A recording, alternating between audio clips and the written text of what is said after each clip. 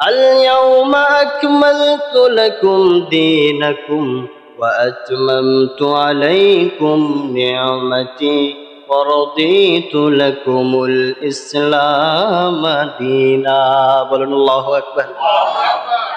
ইসলাম এমন একটা ধর্ম যেটাকে আমি আল্লাহ পরিপূর্ণ করে দিয়েছি, যেটাকে আমি আল-ইয়াউমা আকমালতু লাকুম, আমি এই ইসলাম ধর্মটাকে তোমাদের জন্য পরিপূর্ণ করে দিয়েছি। এখানে কিছু বাড়ানো লাগবে না, কমানো লাগবে কিছু লাগবে না। তোমাদের জীবনে, গোটা জীবনে যা দরকার সব আমি ইসলামের ভিতরে দিয়েছি। সুবহানাল্লাহ। আজ আমরা কথা শুনবো কোরআনুল কারীমের 33 নম্বর সূরা, সূরাতুল আহজাবের 35 নম্বর আয়াতে কারিমা থেকে। এই আয়াতের মধ্যে আল্লাহ তাআলা মোট 10 শ্রেণীর মানুষের কথা বলেছে, যাদের জন্য রয়েছে আল্লাহ তাআলার বিশেষ ক্ষমা এবং যাদের জন্য রয়েছে মহা পুরস্কার। অর্থাৎ 10 শ্রেণীর মানুষদের জন্য আল্লাহ ক্ষমার ঘোষণা দিয়েছেন এবং আখেরাতে মহা পুরস্কারের ঘোষণা দিয়েছেন। বলেন সুবহানাল্লাহ।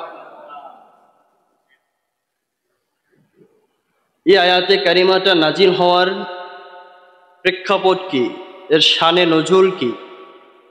নবীজির স্ত্রী উম্মে সালামা রাদিয়াল্লাহু তাআলা আনহা একদিন নবীজির কাছে অভিযোগ করলেন, ইয়া রাসূলুল্লাহ, কোরআনের মধ্যে তো আল্লাহ তাআলা পুরুষের শব্দ দিয়েই বেশি কথা বলেছেন। কোরআনের মধ্যে যতগুলো শব্দ আছে বেশি শব্দই পুরুষ শব্দ। কি শব্দ? পুরুষ শব্দ। আমাদেরকে ইঙ্গিত করে, আমাদেরকে নির্দিষ্ট করে মেয়েদের জন্য, নারীদের জন্য আলাদা করে আল্লাহ কেন শব্দ বলে না? উম্মে সালামা রাদিয়াল্লাহু তাআলা আনহা অভিযোগ করলেন, নবীজির স্ত্রী। সঙ্গে সঙ্গে আল্লাহ তাআলা গোটা নারীদেরকে খুশি করার জন্য আল্লাহ তাআলা আয়াতে কারিমা নাজিল করলেন। আয়াতটি হচ্ছে, ইন্নাল মুসলিমিনা ওয়াল মুসলিমাত ওয়াল মুমিনিনা ওয়াল মুমিনাত। এখানে আল্লাহ তাআলা শুধু যদি বলতেন ইন্নাল মুসলিমিনা, তাহলে সকল মুসলমানের কথা কিন্তু হয়ে যায়, ঠিক না? মুসলিমিনা মানে হলো যত মুসলমান আছে, হতে পারে পুরুষ, হতে পারে, কিন্তু আল্লাহ আলাদা করে নির্দিষ্ট করলেন ইন্নাল মুসলিমিনা ওয়াল মুসলিমাত। মুসলিমাত হলো নারী, মুসলিমাত হলো কি? নারী। ওয়াল মুমিনিনা ওয়াল মুমিনাত ওয়াল কানিতিনা ওয়াল কানিতাত ওয়াস সাদিকিনা ওয়াস সাদিকাত ওয়াস সাবিরিনা ওয়াস সাবির। এভাবে প্রত্যেকটা শব্দ আল্লাহ তাআলা পুরুষের সাথে সাথে আবার নারীবাচক শব্দ আল্লাহ এখানে উল্লেখ করে নারীদেরকে খুশি করে দিলেন। এক নম্বরে আল্লাহ তাআলা বলেন, ইন্নাল মুসলিমিনা ওয়াল মুসলিমাত, নিশ্চয়ই যারা মুসলমান নর এবং নারী, অর্থাৎ পুরুষ এবং নারী, নিশ্চয়ই যারা মুসলমান নর এবং নারী। মুসলমান বলতে আপনি কি বুঝেন? মুসলমান বলতে আপনি কি বুঝেন? শুধু কালিমা তাইয়্যিবার উপর বিশ্বাস করেছি, কালিমায়ে শাহাদাতের উপর বিশ্বাস করেছি, আল্লাহ আল্লাহ রাসূলের উপর বিশ্বাস করেছি, তার মানে আমি মুসলমান? তার মানে কি? আমাদের আরো একটা কাজ আছে। মুসলমান মানে হলো যে আত্মসমর্পণ করে,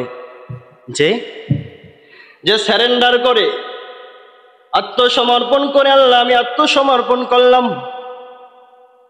পুলিশ পিছন থেকে এসে যখন বলে হ্যান্ডস আপ, আমরা হাত উঁচু করে বলে আত্মসমর্পণ করেছি, ঠিক না? আমরা সারেন্ডার করেছি। মানুষগুলো যখন নামাজে দাঁড়ায় হাত দুটো উঁচু করে, যখন আল্লাহু আকবার বলে হাতটা বাঁধে, হাত উঁচু করে আল্লাহকে জানিয়ে দেয়, আল্লাহ আমরা সারেন্ডার করেছি, আমরা আত্মসমর্পণ করেছি। আল্লাহ, আসামি যখন আত্মসমর্পণ করে ওর সাজা কম হয়, নিজে গিয়ে যদি বলে আমি সারেন্ডার করেছি, ঠিক না? পুলিশ যদি দৌড়ে গিয়ে ধরে ওর সাজা কম না বেশি? আর যদি নিজে গিয়ে বলে আমি সারেন্ডার করেছি, সাজা কমিয়ে দেওয়া হয়। আমরাও যখন বলবো আল্লাহ সারেন্ডার, যত অন্যায় করেছি, যত অপরাধ করেছি, আল্লাহ তো সমর্পণ করেছি, আর করব? আল্লাহ তো সমর্পণ করেছি, সারেন্ডার করেছি। আল্লাহ বলছে যে যেই বান্দা সারেন্ডার করবে, আত্মসমর্পণ করবে, তাদের জন্য রয়েছে আ'আদ্দাল্লাহু লাহুম মাগফিরাতাও ওয়া আজরান আযীমা। পড়ুন আল্লাহু আকবার।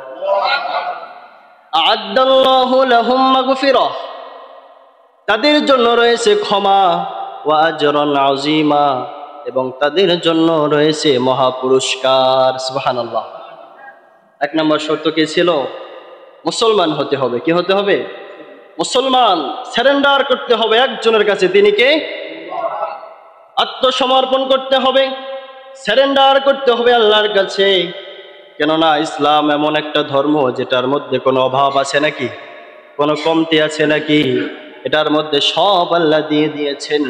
এই জন্যই তো আল্লাহ তাআলা বললেন, আল ইয়াউমা আকমালতু লাকুম দীনাকুম ওয়া আতমামতু আলাইকুম নি'মাতি ওয়া রাদিতু লাকুমুল ইসলাম দীনা। বলুন আল্লাহু আকবার। ইসলাম এমন একটা ধর্ম যেটাকে আমি আল্লাহ পরিপূর্ণ করে দিয়েছি, যেটাকে আমি আল ইয়াউমা আকমালতু লাকুম, আমি এই ইসলাম ধর্মটাকে তোমাদের জন্য পরিপূর্ণ করে দিয়েছি। এখানে কিছু বাড়ানো লাগবে না, কমানো লাগবে কিছু লাগবে না। তোমাদের জীবনে, গোটা জীবনে যা দরকার সব আমি ইসলামের ভিতরে দিয়েছি। সুবহানাল্লাহ। ওয়ারাদিতু লাকুমুল ইসলাম দীনা, এবং আল্লাহ বলেন আমি ইসলাম ধর্ম তোমাদেরকে দিয়ে আমি আল্লাহও খুশি। সুবহানাল্লাহ। তোমাদেরকে আমি ইসলাম ধর্ম দিয়ে আমি নিজেও খুশি, আমরাও খুশি, ঠিক কিনা? এজন্য আমরা নামাজের শেষে পড়ি রাদিতু বিল্লাহি রাব্বাও ওয়া বিল ইসলামি দীনা, পড়ি কিনা? যে আল্লাহ আপনাকে পেয়ে আমরা খুশি, আল্লাহ ইসলাম পেয়ে আমরা খুশি। আল্লাহ বলে আমিও তোমাদেরকে ইসলাম ধর্ম দিয়ে খুশি। সুবহানাল্লাহ। ইসলাম এমন একটা ধর্ম যেখানে কোনো কিছুর অভাব নাই। যদি কেউ ইসলামের বাইরে যায় ওর জন্য সাজা আছে না নাই? ومن يبتغي غير الإسلام دينا فلن يقبل منه وهو في الآخرة من الخاسرين। বলুন আল্লাহু আকবার। আল্লাহ বলে যারা ইসলাম থেকে খারিজ হবে, যারা ইসলাম থেকে অন্য কোনো ধর্ম অবলম্বন করবে, গৈরুল ইসলাম, ইসলাম ছাড়া অন্য যে কোনো ধর্ম অবলম্বন করবে, তাদের জন্য রয়েছে হাসরের ময়দানে আমার পক্ষ থেকে তাদের জন্য থাকবে কঠিন শাস্তির ব্যবস্থা। ইসলাম ছাড়া অন্য কোনো ধর্ম অবলম্বন করা যাবে? দুই নম্বরে আল্লাহ বললেন ওয়াল মুমিনিনা ওয়াল মুমিনাত, ইমানদার নর এবং ইমানদার নারী। ইমানদার নর, ইমানদার পুরুষ, ইমানদার নারী, তাদের জন্য রয়েছে ক্ষমা, তাদের জন্য রয়েছে মহা পুরস্কার। মুমিন কারা? ঈমান এনেছে যারা। কার উপরে? আর কার উপরে? আল্লাহর উপরে, আল্লাহর রাসূলের উপরে, আল্লাহর কিতাবের উপরে, জাহান্নামের উপরে, জান্নাতের উপরে, যা কিছু আছে সব কিছুর ঈমান এনেছি। এই জন্যই তো আমরা মুমিন, ঠিক কিনা? আর আল্লাহ তাআলা বলে কদ আফলাহাল মুমিনুন, যারা ইমানদার তারাই তো সফল কাম। যার ইমান নাই ওর কিচ্ছু নাই, ঠিক কিনা? একজন হিন্দু যদি গোটা জিন্দেগি ভরে ভরে ইবাদত করে, ওই ইবাদত কবুল হবে নাকি? হবে? আগে লাগবে কি? ইমান, তারপরে আমল। আগে কি? ধরেন ইমান এক সংখ্যা, ইমান কি একটা সংখ্যা, ধরেন এক, আমল ধরেন একটা শূন্য। এখন আপনি ইমান আনার পরে আপনার সংখ্যা হলো এক, আমল করলেন শূন্য হলো একটা, কত হয়েছে? এখন আমল আর একটা করলেন শূন্য আরো একটা, কয়টা? কত হলো এবার? আমল আরো একটা করলেন, শূন্য আরো একটা দিলেন, এবার কত হলো? এভাবে যত আমল করবেন সওয়াব দিবে কে? এর জন্য আগে লাগবে কি? ইমানটা মজবুত লাগবে আগে। সাধারণ কোনো 2 টাকার ইমান হলে চলবে? যেটা সামান্য 500 টাকার লোভ সামলাতে পারে না, ওই রকম ইমান আমরা চাই না। রাস্তায় 500 টাকাও যদি পড়ে থাকে, ওটার লোভ সামলাতে পারি, সঙ্গে সঙ্গে কোথায় ঢুকাই? পকেটে। এই যে আপনি লোভ সামলাতে পারলেন না, তার মানে আপনার ইমানটার দাম। টাকা পড়ে থাকবে, ওই টাকার উপর লোভ করা যাবে না। টাকা পড়ে আছে, আপনি ওখান থেকে তুলতে পারেন, সমস্যা নেই। আপনি খোঁজ করেন টাকাটা কার, খোঁজ করতে থাকেন। যদি না পান শেষ পর্যন্ত আপনি টাকাটা হয়তো কোনো মসজিদে মাদ্রাসায় দিয়ে দেন, তার পক্ষ থেকে, যে ওখানে ফেলে রেখে গেছে। বুঝতে পেরেছেন? টাকাটা আমি ফেলেছি, আমাকে সে খুঁজে পায় নাই, সে যদি আমার পক্ষ থেকে দান করে দেয়, সওয়াব কে পাবে? আমি পেয়ে যাব না? তো নিজে খাওয়া যাবে? নিজে খাওয়া যাবে না। এজন্য ঈমান এমন হতে হবে যেন টাকার লোভ, সামনে কোটি কোটি টাকা পড়ে থাকবে, কিন্তু ওই টাকার দিকে লোভ যাবে। এই জন্য দেশে যদি ঈমানদার রাষ্ট্রনায়ক থাকে, যদি ঈমানদার দেশ নায়ক থাকে, ওর কাছে এরকম জনগণের কোটি কোটি টাকা পড়ে থাকবে, ওর দিকে তাকাবেও না। এই জন্য আমরা চাই আমাদের দেশে ওই রকম ঈমানদার লোকগুলো ক্ষমতার আসরে বসুক, ঠিক কিনা? 2 নম্বর আল্লাহ বলেন যে মুমিনিন যারা, ঈমান এনেছে যারা, তাদের জন্য রয়েছে ক্ষমা, তাদের জন্য রয়েছে আমার পক্ষ থেকে মহা পুরস্কার। সুবহানাল্লাহ। 3 নম্বর আল্লাহ বলেন ওয়াল কানিতিনা ওয়াল কানিতাত। কানিতাত মানে হলো যারা অনুগত বুঝেন, যে আপনার বাধ্য, আপনি যা বলেন সে তাই করে, আপনার অনুগত, আপনার কথার বাহিরে সে যায় না। আপনার কর্মচারী, আপনি যা বলেন সে তাই শোনে, সে আপনার অনুগত, ঠিক না? আপনার সন্তান আপনার কথার বাহিরে যায় না, তার মানে সন্তানটা আপনার অনুগত। হ্যাঁ, আপনার ছেলে, আপনার মেয়ে আপনার কথার অবাধ্য হয় না, সে আপনার অনুগত সন্তান। আল্লাহ বলছে যারা আমার অনুগত হবে, আমার অনুগত বান্দা হবে, আমার কথার বাহিরে যাবে না। আমরা কথার বাহিরে যাই কিনা? কথা কন। আমরা আল্লাহর কথার বাহিরে সব সময় যাই, প্রত্যেকটা সময় যাই। আল্লাহর প্রত্যেকটা নিষেধ আমরা অবজ্ঞা করি, যেখানে যেতে নিষেধ করেছে ওখানেই বেশি যাই, ঠিক না? আল্লাহ বলছে যে যারা আমার অনুগত, তাদের জন্য রয়েছে ক্ষমা। আমি আল্লাহ হাসরের ময়দানে যখন মানুষগুলো ইয়া নফসি বলে বলে বিলাপ করতে থাকবে, চিৎকার করতে থাকবে, আর যারা আমার অনুগত হয়ে হাসরের ময়দানে উঠবে, তারা ওই দিন নিশ্চিন্তে পরম আদরে আরশের ছায়া তলে থাকবে। সুবহানাল্লাহ। বিনয়ী, অনুগত হতে হবে। আল্লাহর অবাধ্য হওয়া যাবে, বাধ্য হতে হবে। আল্লাহ তুমি যা বলেছো, নবী যে বলতেন আল্লাহ আমার চুলের মুঠা আপনার হাতে, আপনি যেদিকে লড়াবেন আমি সেদিকে লড়বো, আমার কোনো ক্ষমতা নেই। আছে আপনার ক্ষমতা আছে কোনো? এই আপনি হাত লড়ান চাইলে আল্লাহ প্যারালাইজ করে দিতে পারে কিনা? হাত লড়াতে পারবো না, ঠিক না? চোখ দিয়ে দেখেন, আল্লাহ চাইলে চোখ বন্ধ করে দিতে পারে না।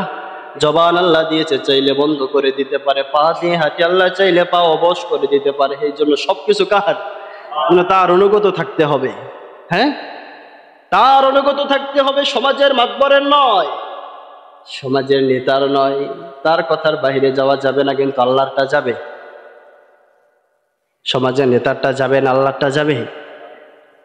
খবরদার, আল্লাহকে বাদ দেওয়া যাবে না। আল্লাহ আপনার আসল, আল্লাহ ছাড়া কেউ।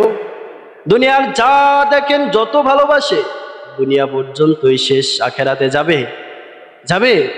মা যাবে, বাবা যাবে, ভাই যাবে, বোন যাবে, আপনার স্ত্রীও যাবে না, সন্তানরাও আখেরাতে যাবে? কেউ যাবে না ওখানে। আল্লাহ শুধু কে? আল্লাহ ছাড়া কেউ আপনার আপন থাকবে না। এই জন্য অনুগত হতে হলে আল্লাহর হতে হবে, ঠিক না? 4 নম্বরে আল্লাহ বললেন ওয়াস-সাদিকিনা ওয়াস-সাদিকাত। আর যারা সত্য কথা বলবে, সত্যবাদী হবে, সত্যবাদী নর এবং সত্যবাদী নারী, এরা আমার ক্ষমা পাবে। সুবহানাল্লাহ। সত্য কথা বলতে হবে। কি কথা? সত্য কথা বলতে হবে। সত্য বলতে গেলে বিপদ আসবে, জেল আসবে, জুলুম আসবে, নির্যাতন আসবে, প্রতিহিংসা থাকবে, রক্তচক্ষু থাকবে, কিন্তু কখনো সত্য থেকে বিরত থাকা যাবে? সত্য থেকে বিরত থাকা যাবে না। সব সময় যে কোনো পরিস্থিতিতে হোক, যদি আমার জীবনও চলে যায়, আমি আল্লাহর জন্য সত্য কথা বলা ছাড়ব? মিথ্যার আশ্রয় নেব? মিথ্যার আশ্রয় নেওয়া যাবে না। আজকাল তো আদালতে কোরআন হাতে দিয়ে বলে, যাহা বলিব সত্য বলিব, সত্য বই মিথ্যা বলিব। ও কোরআন ধরে ওয়াদা করে, অথচ ওখানে বসে সাক্ষী দেয় মিথ্যা। আছে না? মিথ্যা অনর্গল বলে যায়, কোরআন ধরে বলে আমি সত্য বলবো। এই জন্য ভাইরা, সত্য কথা বলতে হবে। সত্য কথা যদি না বলেন, মিথ্যা যদি একটা বলেন, ওই মিথ্যা একটারে ঢাকার জন্য আরো 10টা বলা লাগে, লাগে না? সত্য একটা বললেন কোনো সমস্যা, মিথ্যা একটা বলছেন ওটারে তো ঢাকা লাগবে, এই জন্য আরো কয়টা বলা লাগে, লাগে না? লাগে কি না? আমার নবী ছিল সব থেকে সত্যবাদী। দুনিয়ার মধ্যে যত মানুষ আছে, আমার নবীর মতো সত্যবাদী কেউ ছিল নাকি? আর সবার থেকে সত্য হলো আমার আল্লাহ। কে? এই জন্য আমরা যখন কোনো আয়াতে কারিমা তেলাওয়াত করি, কোনো সূরা তেলাওয়াত করি, সূরা তেলাওয়াতের পর একটা বাক্য বলি, পারেন সবাই? যখন সূরা পড়লাম, কোন আয়াত পড়লাম, সকালবেলা যখন হাসরের 3 আয়াত পড়লাম, পরে একটা বাক্য বলি না? পারেন সবাই? সাদাকাল্লাহুল আযীম পড়ি কিনা? এই যে আমরা আয়াত পড়লাম, এরপরে বললাম সাদাকাল্লাহুল আযীম, মহান আল্লাহ সত্য বলেছেন। এটার মানে কি? মহান আল্লাহ মানে হলো আমরা আয়াতটা পড়লাম, ওই আয়াতটা মানে হলো আল্লাহ সব ঠিক বলেছে। আমি ওয়াদা করলাম, শেষে অঙ্গীকার করলাম যে আমি যা কিছু পড়লাম এই সব কথাগুলো আল্লাহ সঠিক বলেছে। সুবহানাল্লাহ। এতদিন তো জানতেন না, শুধু বলতেন সাদাকাল্লাহুল আযীম। মানে হলো কি? সাদাকা মানে আল্লাহ সত্য বলেছে, আযীম মানে মহান আল্লাহ, মহান আল্লাহ সত্য বলেছে। আমার নবী হলো সত্যবাদী। আমার নবীর একটা নাম ছিল সাদিক। নাম কি? আমরা তো জানি শুধু আল আমিন। কোনটা জানি? আরবের মানুষগুলো আমার নবীকে ডাকতো as-সাদিক আল আমিন, দুইটা নাম একসাথে। as-সাদিক মানে সত্যবাদী, আল আমিন মানে বিশ্বাসী। as-সাদিক মানে কি? সত্যবাদী। নবীজি যখন 40 বছরে নবুয়ত পেলেন, নবুয়তের পরে যখন পাহাড়ের চূড়ায় উঠলেন, উঠে যখন আরববাসীকে উদ্দেশ্য করে বললেন, আমি যদি তোমাদেরকে কোনো কথা বলি তোমরা কি বিশ্বাস করবা? আরবের মানুষগুলো এক আওয়াজ দিয়ে বলেছিল, হে মুহাম্মদ, তুমি তোমার গোটা জীবনে কোনোদিন মিথ্যা বলো নাই, তুমি যা বলবা সেটাই সত্য, আমরা বিশ্বাস করে নিব। আমার নবীকে তার এতটা বিশ্বাস করত, অথচ সকলে মানত আবু জাহেলকে, সকলে আনুগত্য করত আবু জাহেলের, কিন্তু আমানত রাখতো আমার নবীজির কাছে। ঠিক না? কেননা ও জানে আবু জাহেলের কাছে যদি সম্পদ রাখে ওটা থাকবে, ওটা আর থাকবে না, আমার থাকবে না, ওর পেটে ঢুকবে। অথচ মানতো আবু জাহেল রে, আবু জাহেলের পিছনেও চলতো, আবু জাহেলের নেতা মানতো, সম্পদ রাখতো কার কাছে? আরবের গোটা মানুষগুলো আমার নবীজির কাছে সম্পদ রাখতো। নবীজি যখন মক্কা থেকে হিজরত করে মদিনায় যাবে, আলীকে রেখে গেলেন ঘরের কারণ কি ছিল? এর কারণ ছিল শুধু নবীর কাছে যে আমানতগুলো ছিল, আমানতগুলো যেন আলী পরবর্তীতে মানুষের কাছে পৌঁছে দিতে পারে। সুবহানাল্লাহ। 1 দিন নয়, 2 দিন নয়, 3 দিন সময় লেগেছিল। আলী রাদিয়াল্লাহু তাআলা আনহু 3 দিন বসে বসে যারা আমার নবীর কাছে গচ্ছিত আমানত রেখে গিয়েছে, ওইগুলো আলী রাদিয়াল্লাহু আনহু মানুষের কাছে কাছে পৌঁছে দিয়েছে। এজন্য সত্যবাদী হতে হবে। সত্যবাদী হলে আমার রাসূলের সাথে জান্নাতে যাওয়া যাবে। ঠিক কি না? মিথ্যাবাদী জান্নাতে যাবে? মিথ্যা বলা যাবে না, মিথ্যা মহাপাপ, মিথ্যা বলা যাবে। এই জন্য আল্লাহ বললেন ওয়াস-সাদিকিনা ওয়াস-সাদিকাত, যারা সত্যবাদী নর এবং নারী তাদের জন্য রয়েছে ক্ষমা এবং ওয়া আজরুন আযীমা, তাদের জন্য রয়েছে মহা পুরস্কার। সুবহানাল্লাহ। 5 নম্বরে আল্লাহ বললেন ওয়াস-সাবিরিনা ওয়াস-সাবিরাত, যারা ধৈর্য ধরবে, ধৈর্য ধারণকারী নর, ধৈর্য ধারণকারী নারী, তারাও আমার পক্ষ থেকে ক্ষমা পাবে, তারাও আমার পক্ষ থেকে সেই দিন মহা পুরস্কার পাবে। সুবহানাল্লাহ। ধৈর্য ধরতে হবে কার কাছে? ধৈর্য ধরতে হবে এর কারণ কি? ওয়ালানাবলুওয়ান্নাকুম বিশাইইম মিনাল খাউফি ওয়াল জু'i ওয়া নাকসিম মিনাল আমওয়ালি ওয়াল আনফুসি ওয়াস সামারাত ওয়া বাশশিরিস সাবিরিন। বলুন আল্লাহু আকবার। আল্লাহ তাআলা বলে আমি মানুষদেরকে ওয়ালানাবলুওয়ান্নাকুম বিশাইইম মিনাল খাউফ, কখনো ভয় ভীতি দেখিয়ে পরীক্ষা করব, ওয়াল জু, কখনো আমি তাদেরকে ক্ষুধা দিয়ে অভাব দিয়ে পরীক্ষা করব। আছে না? মন স্বভাবে পড়ে না? ওয়া নাকসিম মিনাল আমওয়াল, কখনো তার সম্পদ কমিয়ে আমি তাকে অভাব সম্পদ কমিয়ে দিয়ে পরীক্ষা করব। মিনাল আমওয়ালি ওয়াল আনফুসি, কখনো বা জান আমি নিয়ে তারপরে পরীক্ষা করব। ওয়াস সামারাত, জান মাল নিয়ে এবং তাকে আমি তার ফসল কমিয়ে দেব, ফসল কমিয়ে দিয়ে তারপরে আমি তাদেরকে পরীক্ষা করব। কে বলেছে? মাল কমিয়ে দেবে মানে সম্পদ কমিয়ে দেবে, জান নিয়ে যাবে। আপনার একটা সন্তান আল্লাহ দিয়েছে, বড় আদরের সন্তান, বহু চেষ্টার পর একটা সন্তান হয়েছে, 2 বছর পরে আল্লাহ নিয়ে গেছে। আল্লাহ নিয়ে গেছে, জান নিয়ে গেল, আল্লাহ পরীক্ষার জন্য নিয়েছে। সন্তান দেয় কে? আপনার ক্ষমতা আছে। সন্তান যে দেয় সে আবার নিয়ে গেছে, এই জন্য কি অধৈর্য হওয়া যাবে? এই জন্য অধৈর্য হওয়া যাবে না। আল্লাহ বলছে আমি জান নিব, মাল নিব, ফসলের ভিতরে ক্ষয়ক্ষতি করব, এগুলো দিয়ে পরীক্ষা করব, এগুলো দিয়ে পরীক্ষা করব। তবে ওয়াবাশশিরিস সাবিরিন, ও নবী আপনি আপনার উম্মতদেরকে বলে দেন ওয়াবাশশিরিস সাবিরিন, তাদেরকে সুসংবাদ দিয়ে দেন, তারা যেন ধৈর্য ধরে, তারা যেন, যারা ধৈর্য ধরবে তাদের জন্য আপনি সুসংবাদ দিয়ে দেন। কোন অবস্থাতেই ধৈর্য হারা হওয়া যাবে, ধৈর্য হারা হওয়া যাবে। অসবির আলা মা ইয়াকুলুনা ওয়াহজুরহুম হাজরান জামিলা। আল্লাহ তাআলা বলেন, ও নবী, কাফেররা আপনাকে অনেকভাবে অত্যাচার করবে, আপনাকে গণক বলবে, আপনাকে জাদুকর বলবে, আপনাকে পাগল বলবে। নবী আপনি ধৈর্য হারা হবেন না, আপনি আপনার মতো উত্তম রূপে চলতে থাকেন। সুবহানাল্লাহ। এই জন্য ধৈর্য হারা হওয়া যাবে না। আমাদের যে কোনো অবস্থায়, যে কোনো অবস্থায় ঈমান আনার পরে আমাদের উপর অনেক জুলুম আসবে, সত্য কথা বলতে গেলে আমাদের উপর অনেক নির্যাতন আসবে। এই জন্য ধৈর্য হারা হওয়া যাবে